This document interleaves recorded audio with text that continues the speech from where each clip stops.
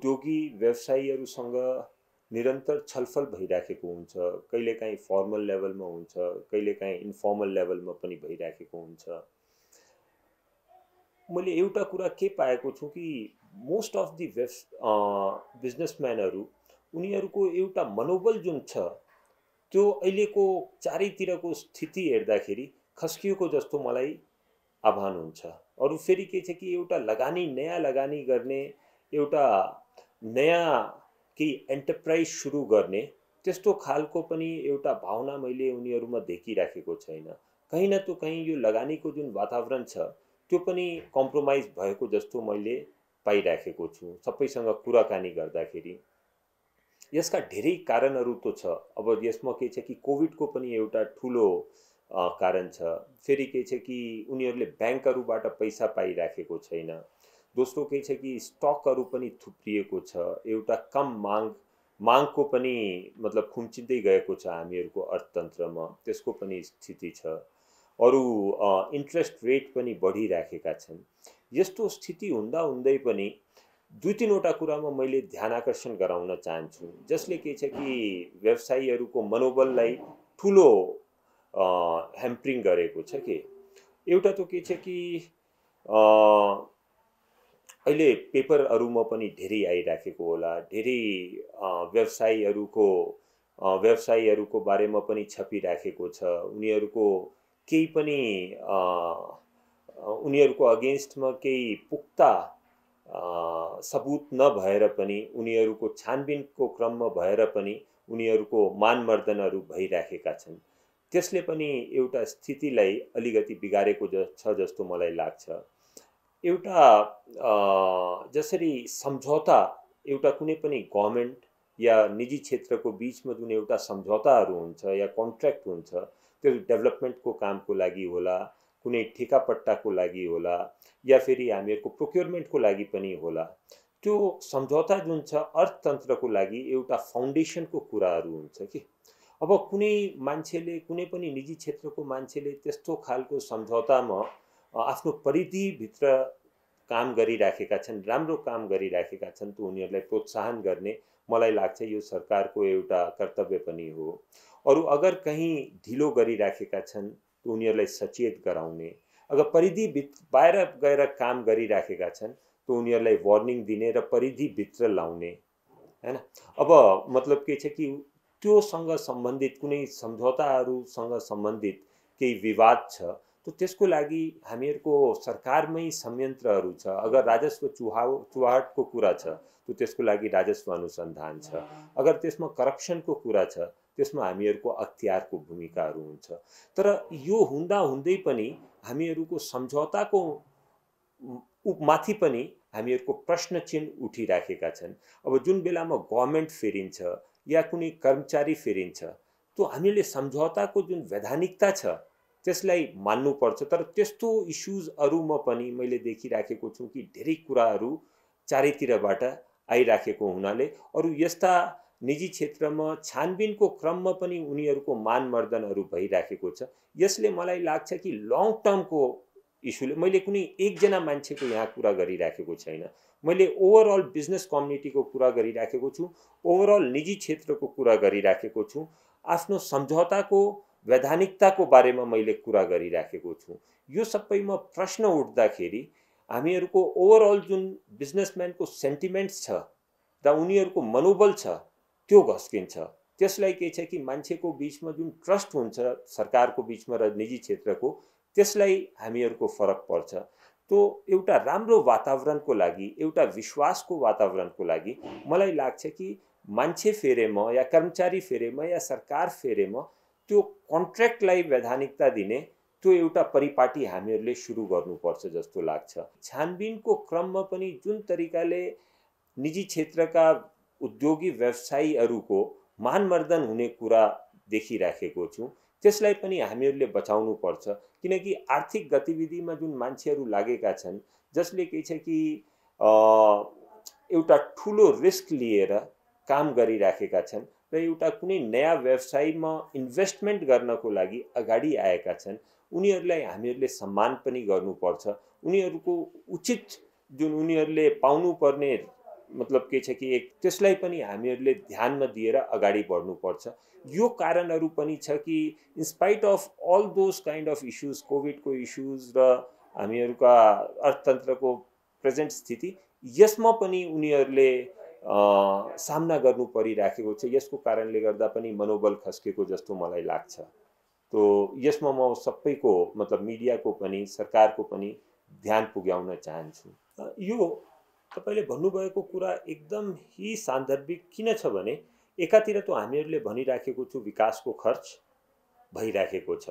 हामीहरूको विगतका केही वर्षहरूको तुलनामा हामीहरूको प्रतिशत हेर्ने हो भने धेरै प्रतिशतमा अन्तर आएको छैन। राजस्वको कलेक्सन भइराखेको छ। अलिकति इन्फ्लेसनको रेट बढेको छ। त्यो मतलब के छ कि अहिलेको दृष्टिकोणले गर्दा अहिलेको फ्युलको प्राइजेसहरूले गर्दा हामीहरूको इन्टरनेसनल वातावरणले पनि गर्दा त्यो अरू फेरि जुन तरिकाले डिमान्ड पनि बढिराखेको छ त्यसले गर्दाखेरि पनि स्वाभाविक छ अलि जुन हामीहरूको इन्फ्लेसन भइराखेको छ। तर मोस्ट इम्पोर्टेन्ट कुरा मैले यहाँ के भन्न खोजेँ कि एकातिर त यो कुरा छ, तर अगर तपाईहरुले उद्योगी र व्यापारीसँग कुरा गर्ने हो भने डिमान्ड घटिराखेको छ इकोनोमीमा। ओभरअल डिमान्ड घटिराखेको छ। चाहे त्यो कुनै पनि मतलब नेसेसिटी प्रोडक्ट्स होस्, चाहे त्यो हामीहरूको विलासिताको प्रोडक्ट्सहरू होस् या हामीहरूको इन्टरमिडिएटरी प्रोडक्ट्स किन नहोस्, सबैको डिमान्ड विगतका 3 महिनादेखि यो सबैले फिल गरिराखेको छ कि त्यो डिमान्ड कम भइराखेको छ। पैसा पाएको छैन कसैले, ब्याज बढी तिरिराखेका छन्। केही न त केही हामीहरूको मिसम्याच भइराखेकोमा कुनै डाउट पनि छैन। यसका मेन हिजो हामीहरूको छलफल हुँदाखेरि पनि मैले त्यहाँ पनि अर्थमन्त्रीज्यूको अगाडि, माननीय अर्थमन्त्रीज्यूको अगाडि मैले यो कुरा पनि राखेको थिएँ कि मेजर इस्युजहरू जुन आइराखेका छन् त्यो ब्यालेन्स अफ पेमेन्टका इस्युज आइराखेका छन्, लिक्विडिटीका इस्युजहरू आइराखेका छन्, हामीहरूको आयातको प्रतिस्थापनाका इस्युजहरू आइराखेका छन्। त्यो मतलब हामीहरूको मतलब फेस गर्नु ही परिराखेका छन्। जुन यो 2-3 वटा जुन सूचक छ त्यसले कभर गरेको छैन त्यो कुराहरूलाई। अरू त्यसले के छ कि व्यापारी र उद्योगीलाई एकदम मतलब एकदम ही मतलब उहाँहरूको बिजनेस गर्ने जुन एउटा मनोबल छ त्यसलाई फरक पारेका छ।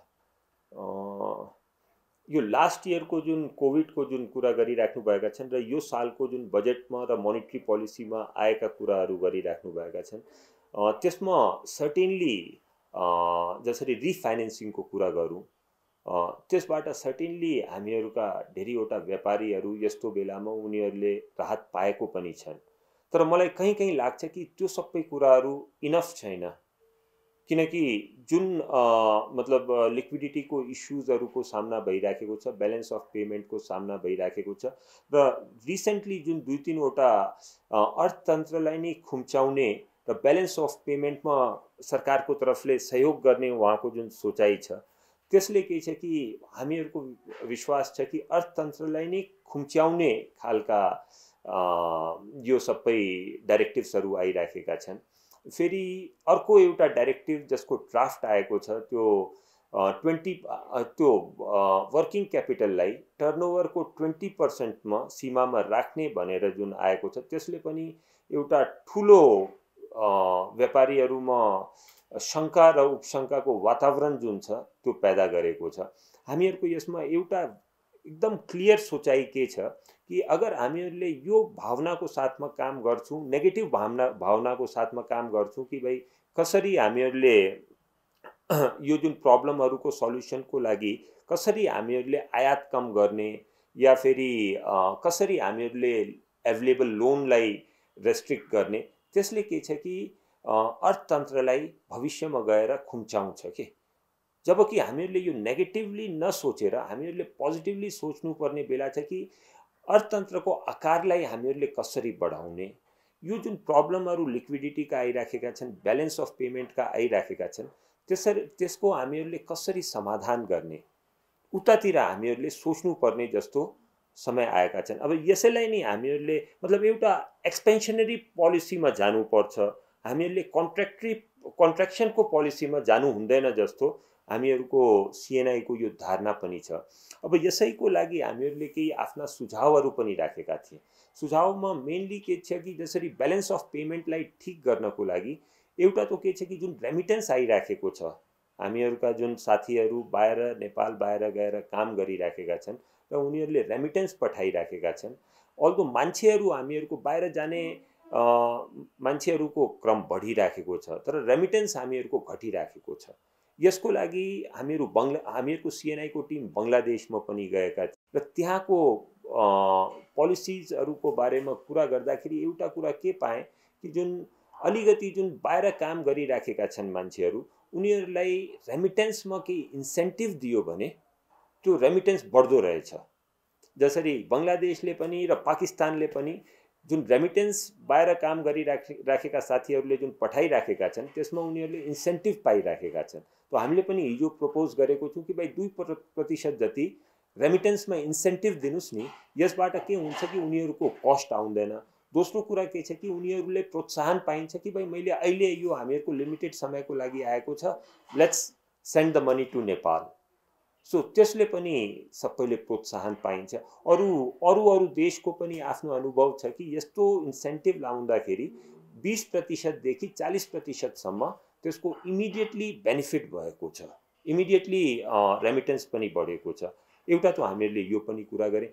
रेमिटेन्सलाई नि प्रमोट गर्नको लागि यो आइपिओहरूमा जसले डलरमा रेमिटेन्स लिएर आउँछ उनीहरूले त्यसमा लगानी गर्दाखेरि केही प्रतिशत उनीहरूको लागि रिजर्भ गरिदियो भने उनीहरूको लागि लङ टर्म बेनिफिसियल पनि कुराहरू भइराखेका हुन्छन्।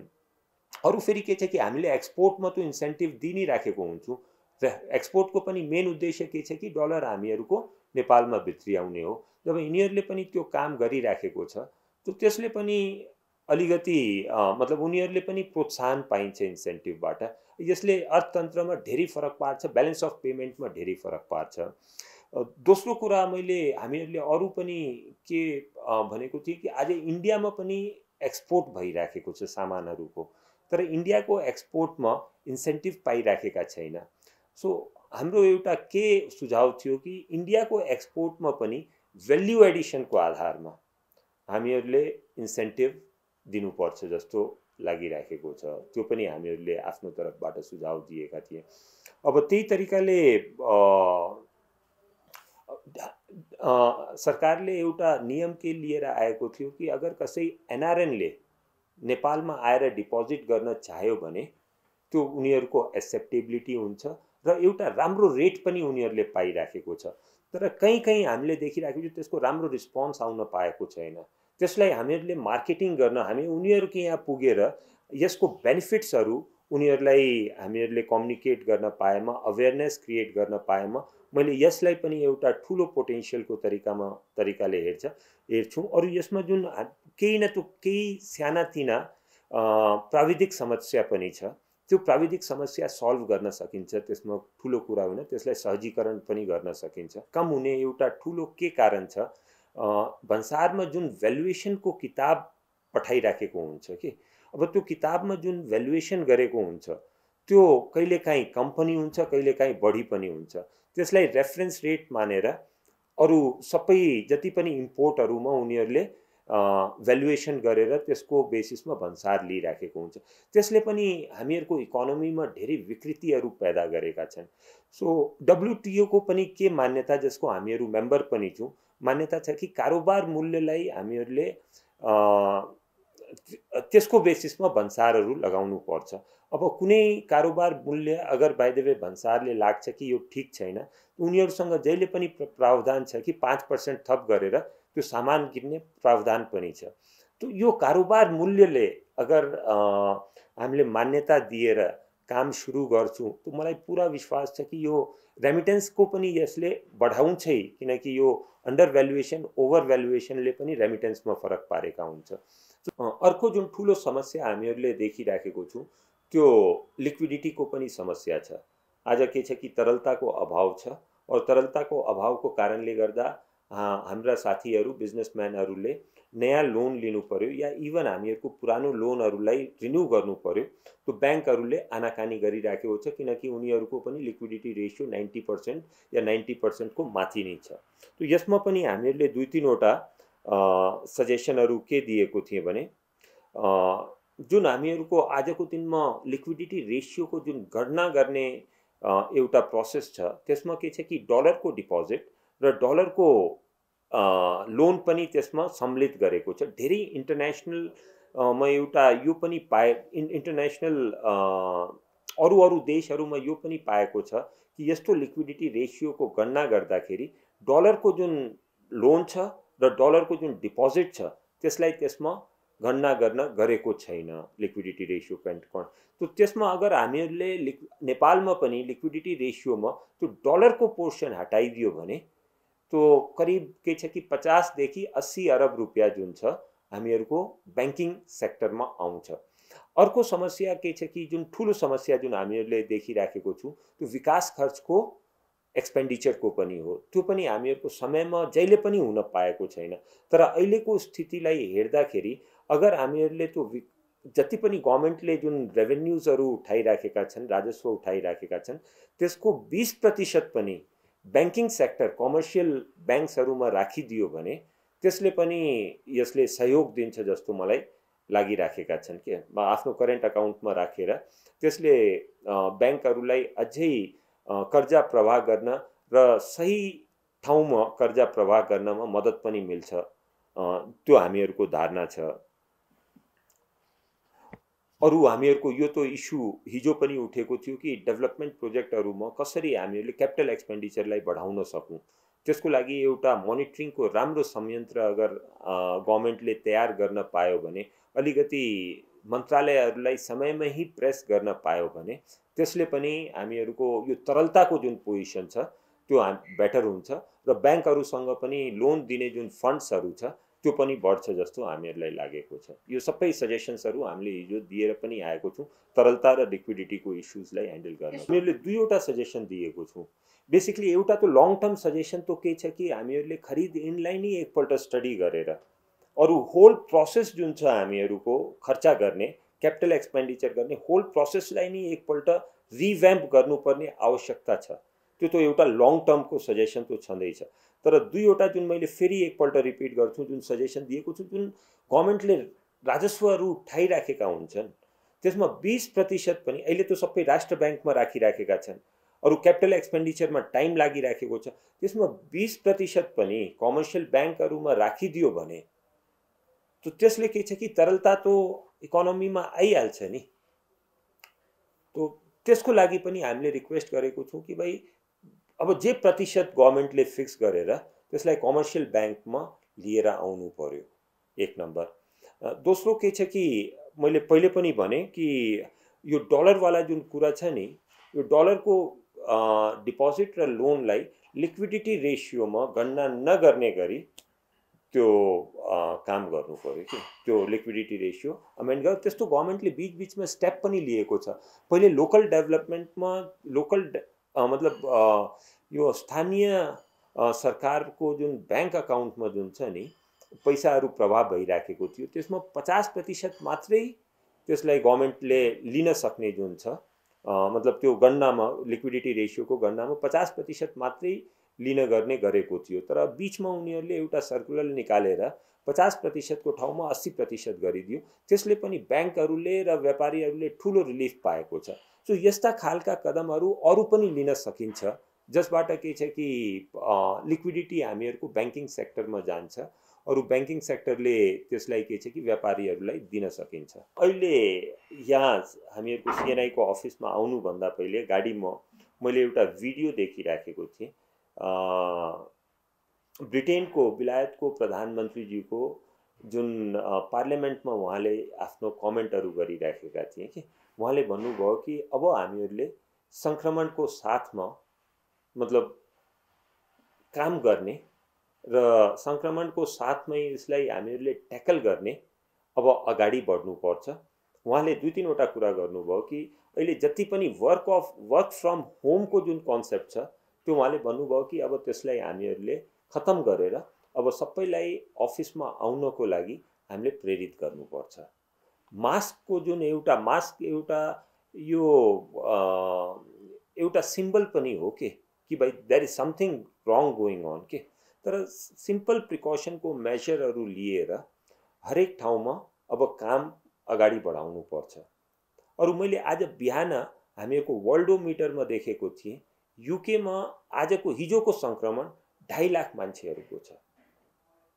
सो मैले यो भन्न खोजेँ कि ठुलो ठुलो इकोनोमीहरू पनि जुन छ 2.5 लाख सङ्क्रमण हुँदाखेरि पनि उनीहरूले नर्मल काम गर्ने हिसाबले आफ्नो जीवन व्यापनको जुन एउटा नयाँ तरिकाको हिसाबले अगाडि बढ्ने प्रयास गरिराखेका छन्, कोसिस गरिराखेका छन्, एक नम्बर।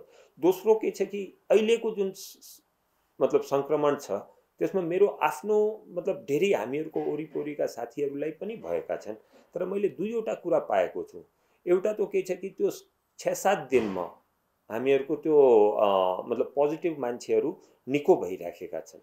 दोस्रो कुरा के पाएको छु कि यो पर्टिकुलर भेरिएन्टको जुन सिभियरिटी छ त्यो सिभियरिटी त्यति छैन, हस्पिटलाइजेसन अहिले पनि भएको छैन। तपाईँले हेरिराख्नु भएका छन्, जब 10, 11, 12 हजार हामीहरूको डेली यस्ता पोजिटिभ केसेसहरू आउँदै पनि हामीहरूको हस्पिटलमा चाप बढेको छैन। हामीहरू जस्ता देशहरूमा जहाँ के छ कि अर्थतन्त्रले एकदम इम्पोर्टेन्ट रोल प्ले गरेको हुन्छ, जसमा के छ कि हामीहरूको जुन ग्याप जुन छ मतलब हामीहरूको रेजिलियन्सको जुन एउटा मतलब फेस गर्ने जुन ग्याप पनि कम छ, मतलब इकोनोमीलाई मतलब अर्थतन्त्रको दृष्टिकोणले हेर्दाखेरि त्यो मतलब के छ कि धेरै हामीहरूले एकदम रिजर्भ्सको तरिकाले त्यो काम गरिराखेको हुँदैन।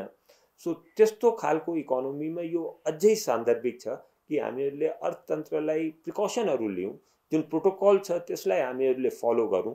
तर के छ कि अर्थतन्त्रलाई ह्याम्पर हुने कुरा या बन्द हुने कुरा या लकडाउन गर्ने कुरा त्यो सबैमा अहिले नजान्दा हुन्छ मलाई जस्तो लाग्छ। अरू त्यसैको लागि हामीहरूले जहिले पनि हरेक फोरममा पनि बोलिराखेको छु कि अर्थतन्त्रलाई ह्याम्पर नहुने गरी प्रिकसन लिएर हामीहरू अहिलेको स्थितिमा अगाडि बढ्नुपर्छ। सुझाव के दिन चाहन्छु आजको दिनमा कि एउटा त के छ कि आज सबभन्दा इम्पोर्टेन्ट कुरा आज अगर बाइ द वे इन्डस्ट्री मैले फेरि यसलाई एउटा बङ्गलादेशसँगै हामीहरू 1 महिना पहिले बङ्गलादेशको ट्रिपमा गएको थिएँ। बङ्गलादेशको ट्रिपमा जाँदाखेरि हामीहरूको डेलिगेसनै गएको थियो सिएनआईबाट। हामीहरूले त्यहाँका इन्डस्ट्रिजहरू पनि भिजिट गरे। इन्डस्ट्रिजहरू भिजिट गर्दाखेरि एउटा हामीहरूले टेक्सटाइलसँग सम्बन्धित इन्डस्ट्री भिजिट गरे, जुन एउटा ठुलो क्षेत्रमा करिब 250 देखि 300 एकरको एरियामा त्यो इन्डस्ट्रियल पार्क बनाएको थियो उनीहरूले। मैले वहाँ पाएँ कि भाइ विभिन्न देशहरूबाट उनीहरूले कपास इम्पोर्ट गर्न गरेको छ र प्लास्टिक ग्रेन्युल्स इम्पोर्ट गर्न गरेको छ। अरू त्यो कपास र प्लास्टिक ग्रेन्युल्सबाट उनीहरूले यो धागो बनाउँछ, धागोबाट उनीहरूले कपडा बनाउँछ, कपडालाई फेरि डाइङ गर्छ, और डाइङ गरिसकेपछि गार्मेन्ट बनाएर उनीहरूले एक्सपोर्ट गरिराखेका हुन्छन्। त यो सबै कुराहरू एकै छाताको मुनि भइराखेको छ। मैले पनि बडा आश्चर्य गरेँ कि भाइ यो सबै तपाईँहरूले कसरी डेभलप गर्नु पाउनुभयो। उहाँहरूले मलाई बताउनु भयो कि यो सबै गर्नको लागि एउटा त के छ कि एससीजेडको अवधारणा उनीहरूले स्पेशल इकोनोमिक जोनको अवधारणा लिएर आएका छन्। स्पेशल इकोनोमिक जोन्स जुन छ त्यो गभर्मेन्टले ही मतलब के छ प्राइभेट सेक्टरले नै चलाइराखेको छ गभर्मेन्टसँग पर्मिसन लिएर। अरू गभर्मेन्टले एक्स्ट्रा अर्डिनरी आफ्नो पोलिसीमा चेन्ज गरेर एक्स्ट्रा अर्डिनरी इन्डस्ट्रियलिस्टहरूलाई दिएको छ। जसरी के छ कि त्यो स्पेशल इकोनोमिक जोनमा कसैले पनि अगर इन्डस्ट्री स्थापना गर्न चाह्यो भने उनीहरूले 10 वर्षको इन्कम ट्याक्सको रिलिफ पाइराखेका छन्। सो यहाँ नेपालमा सबभन्दा ठुलो प्रब्लम के भइराखेको छ कि ल्यान्डको अभाइलेबिलिटी एउटा इस्युज छ इन्डस्ट्रिजहरूको लागि। कुनै इन्डस्ट्री स्थापना गर्नु पर्यो अरू त्यसको लागि सबभन्दा ठुलो इन्भेस्टमेन्ट गर्नुपर्छ आजकल ल्यान्डमा गर्नु परिराखेको छ के। सो त्यो एससीजेडको कन्सेप्ट छ र एउटा के छ कि गभर्मेन्टले क्रिएट गरेको छ आफ्नो पोलिसिजहरूबाट, त्यसले उनीहरूलाई धेरै मनोबल पनि प्राप्त भएका छन् र पोलिसी पोइन्ट अफ भ्यूमा उनीहरूलाई प्रतिस्पर्धी बन्नमा पनि धेरै फाइदा भइराखेको छ। एनर्जी पनि उनीहरूलाई सजिलोसँग पाइराखेका छन्। गभर्मेन्टले सब्सिडाइज गरेर इन्डस्ट्रीहरूको लागि एनर्जी पनि दिएको छ। सो एउटा वातावरण इन्डस्ट्रियलाइजेसनको बन्न गएको छ, जसमा के छ कि निजी क्षेत्रले पनि खुलेर लगानी गर्न पाएको छ कि। सो त्यस्तो खालको एउटा availability of land, SEZ operated by private people, special extraordinary incentive to the organisation, त्यो सबै गर्यो भने मलाई लाग्छ कि इन्डस्ट्रियलाइजेसन नेपालमा पनि डेभलप हुन सक्छ। दोस्रो कुरा के छ कि बङ्गलादेशमा करिब 50-60 उनीहरूले इन्डस्ट्रिजहरूलाई टार्गेट गरेर उनीहरूको लागि स्पेसिफिक पोलिसी बनाएको छ कि।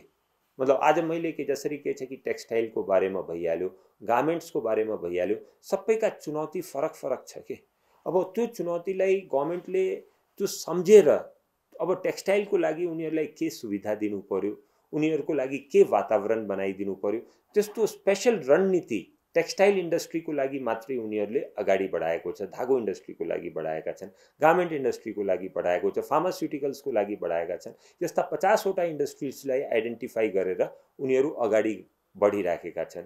तर समहाउ नेपालमा हामीहरूले एउटै पोलिसीबाट, एउटै एक्टबाट हामीहरूले सबैलाई कभर गर्न खोजिराखेको छौँ, जुन मलाई लाग्छ कि त्यो एकदम पोसिबल हुँदैन जस्तो छ।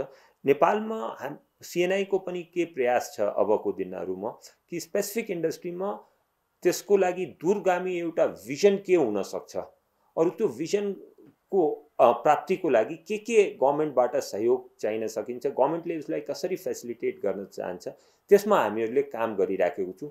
सेक्टर स्पेसिफिक अब हामीहरूले स्पेसिफिक सजेसन्स हामीहरू गभर्मेन्टलाई दिने प्रयास गरिराखेको छौँ। त्यसबाट मलाई लाग्छ कि इन्डस्ट्रिजहरूलाई अगाडि बढ्नको लागि पनि मद्दत मिल्छ होला।